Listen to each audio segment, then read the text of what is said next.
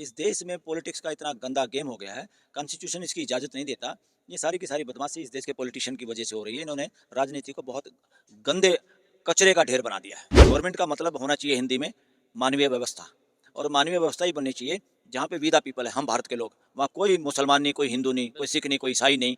वो अपने घर में करते रहिए जो ड्रामा, जिसको भी जो करना है, जिसको जो आस्था करनी है करो, मगर मानव मानव एक समान। इस देश का 140 करोड़ लोग हैं, एक ही परिवार के लोग हैं। वहाँ कुछ नहीं चलेगा। ये हरियाणा से, पंजाब से, उत्तराखंड का नो भ्रष्टाचार है स्टेटों में, काम करते नहीं, और फिर कहते हैं केंद्र से पैसे मिल जाएं।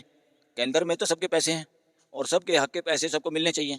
एक राज्य को पैसे तभी ज़्यादा मिले जब वहाँ कोई प्राकृतिक आपदा हो। यहाँ की शिक्षा में भी इस तरह का बहुत घालमेल हुआ है, इस तरह की घटिया चीज़ें पढ़ाई जाती हैं, जिससे हर बच्चा एक दूसरे को हिंदू मुसलमान, अगड़ा पिछड़ा, और शहरी ग्रामीण, और पंजाब, हरियाणा, उत्तर प्रदेश, असम, मणिपुर, इस तरह की नज़रों से देखता है। सरकार भी उसमें इस तरह के, जैसे अब नाम नेम प्लेट का काम किया था, कितना घिनौना काम है ये।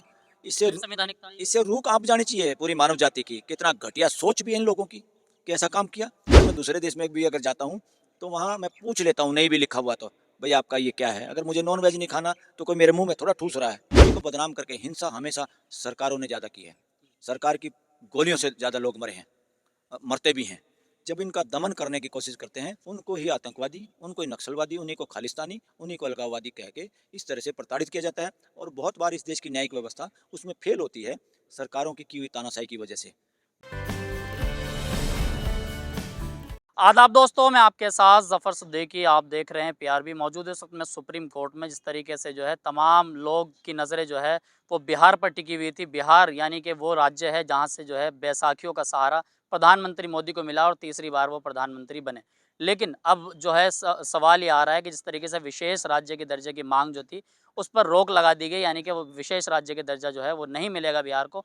बातचीत करने के लिए हमारे साथ मौजूद है सुप्रीम कोर्ट के सीनियर वकील बलराज मलिक जी। कैसे देख रहे हैं आप कि जिस तरीके से मांग लगातार जो है विशेष राज्य के दर्जे की थी वो जो है उस पर रोक लग गई? देखिए, पहली बात तो ये विशेष दर्जा जो मिलना है, देश में कोई राज्य अगर कमज़ोर हो जाए, कोई आपात स्थिति बन जाए, आपातकालीन हो जाए, कुछ नेचुरल कैलेमिटी हो जाए, यानी ज़्यादा बारिश होगी, जी। कोई कोई आपदा ब्लड आ गई। आपदा आ गई, तो हमारी सबकी ड्यूटी है कि एक स्टेट को ज़्यादा महत्व दिया जाए और उस वक्त वहाँ के लोगों की मदद की जाए। No problem. मगर कोई पॉलिटिकल एजेंडा बना के सरकारों को इस आधार पे गिराए और तोड़े कि उसी को विशेष दर्जा मिले और उसको देश का पैसा मिल जाए। आखिर वो पैसा आएगा कहाँ से? वो दूसरे राज्यों का पैसा उसको जाएगा। हम इस बात के कतई हक में नहीं कि इस देश का पॉलिटिकल ड्रामा करके या पॉलिटिकली अपना उल्लू सीधा करने के लिए लोग अपने अपने राज्य में पैसा लेने के लिए ही सरकार बनाए और बिगाड़े और तोड़े। That is nonsense even on the part of Nitish Kumar also. अरे भाई, अपनी बात रखो। आप अपने राज्यों को अपने तरीके से भी समृद्ध बनाना होगा, वहाँ ऐसी पॉलिसी बनानी होगी, वहाँ ऐसे कार्यक्रम करने होंगे कि आपके राज्यों का विकास हो।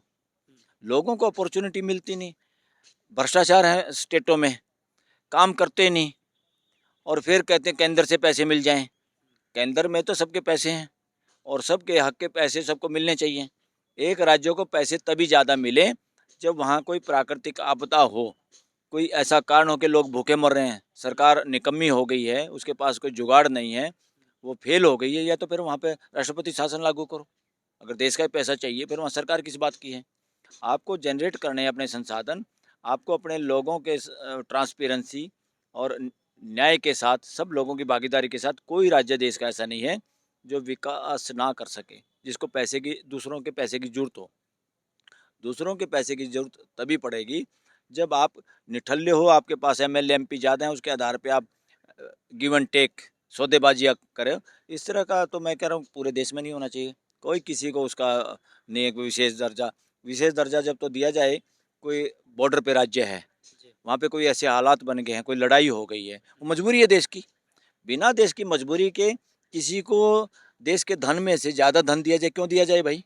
किस वजह से दिया जाए? तो बजट बजट पे भी वकील साहब इन्होंने जो एक बड़ी मांग की है, बड़ी लिस्ट जो है वो नीतीश कुमार ने, चंद्रबाबू नायडू ने लंबी लिस्ट जो है प्रधानमंत्री मोदी को हाँ, सौंपी है और कल बजट सत्र का भी पहला दिन है। तो हाँ। क्या लग रहा है कि क्या इनके हिसाब से बजट इनको मिल पाएगा जिस तरीके की बड़ी बड़ी मांगे कर रहे हैं? नहीं, नहीं, कुछ ना कुछ तो मिलेगा इनको, क्योंकि जिसको सरकार चलानी है, जिसको प्राइम मिनिस्टर रहना है, कुछ ना कुछ तो काफी सहारा मिला हुआ है ना। घाट बत्ती करेगा, कुछ ना कुछ तो ठगी ठोरी वो होगी कि इनको कुछ लॉलीपॉप दिया जाएगा, लालच दिया जाएगा, कुछ एक्स्ट्रा पैसे दिए जाएंगे।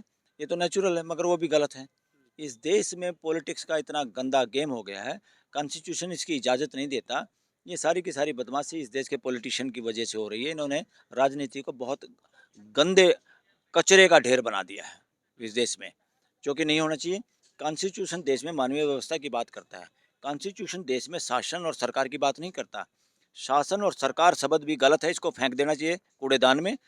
गवर्नमेंट का मतलब होना चाहिए हिंदी में मानवीय व्यवस्था, और मानवीय व्यवस्था ही बननी चाहिए जहाँ पे वी द पीपल है, हम भारत के लोग। वहाँ कोई मुसलमान नहीं, कोई हिंदू नहीं, कोई सिख नहीं, कोई ईसाई नहीं। वो अपने घर में करते रहिए जो ड्रामा, जिसको भी जो करना है, जिसको जो आस्था करनी है करो, मगर मानव मानव एक समान इस देश का 140 करोड़ लोग हैं, एक ही परिवार के लोग हैं। वहाँ कुछ नहीं चलेगा। ये हरियाणा से, पंजाब से, उत्तराखंड का नो। देश की सरकार के सामने मानवीय व्यवस्था में सिर्फ मानव है, देश का बेटा बेटी है, देश का नागरिक है, बस दैट इज एनफ।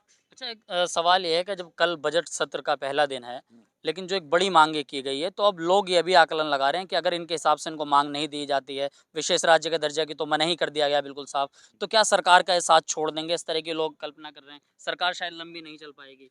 इनका साथ छोड़ने का भी ज़्यादा जुगाड़ नहीं है। अच्छा। मुझे नहीं लगता ये सरकार भी छोड़ेंगे। ये तो बंदर घुड़की है, सबको सरकार में बने रहना, अपने अपने जुगाड़ फिट कर रहे हैं सारे लोग।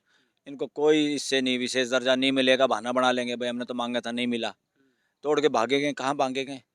10 बार कह लिया उन्होंने, अब मैं यहाँ से कहीं और नहीं जाऊँगा, हाँ, मर जाऊंगा लेकिन मर जाऊँगा। अब नीतीश कुमार का मरना मरना बाकी रह रहा है, आना जाना तो हो लिया बहुत बार। तो इससे कोई, मुझे नहीं लगता कोई वो होगा। और इनको फिर भी हेरा फेरी जरूर करेंगे ये बजट में। इनको दूसरे लॉलीपॉप देने के लिए गलत तरीके से एडवांटेज इनको देंगे, और उसी के इंतजार में है। और ये तो बहाना बना था इन्होंने कि पैसे मिल जाएंगे। ये तो जनता ने, क्योंकि जनता जो है इनकी वोटर जो हैं, वो हर तरह का समाज है, उसमें माइनॉरिटी भी शामिल है।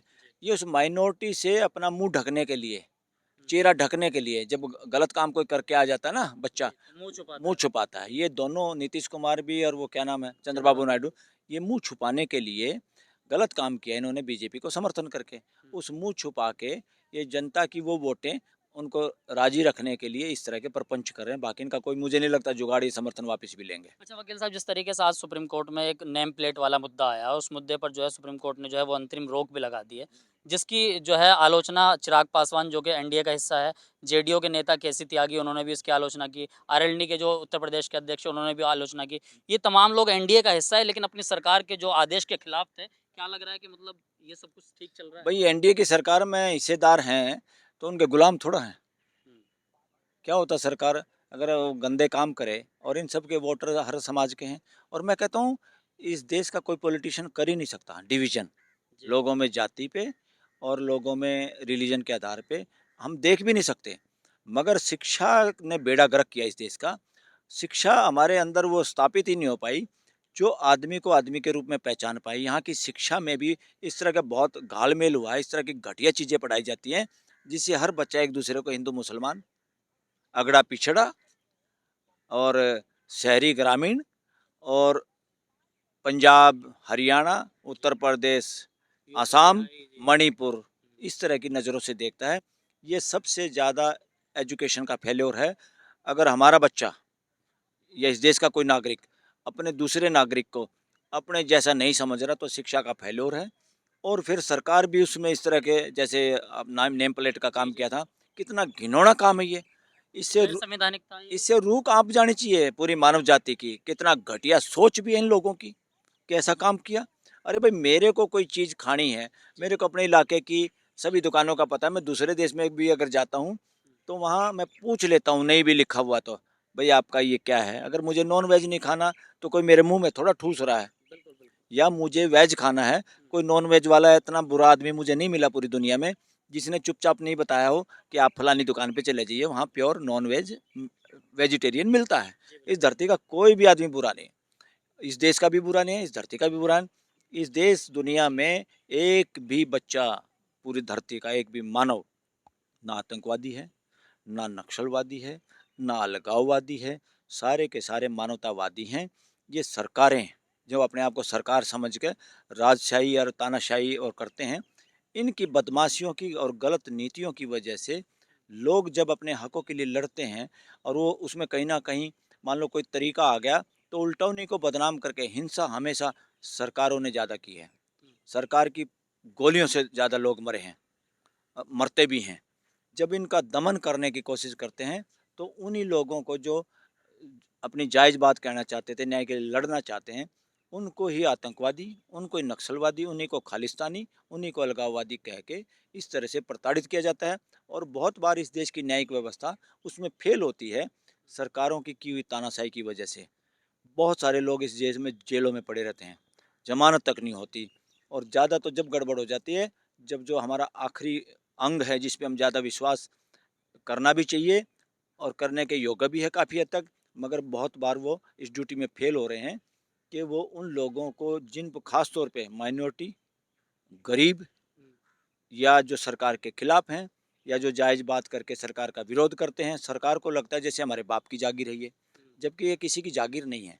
ये जागीर है तो 140 करोड़ लोगों की है, उस परिवार की, बड़े परिवार की।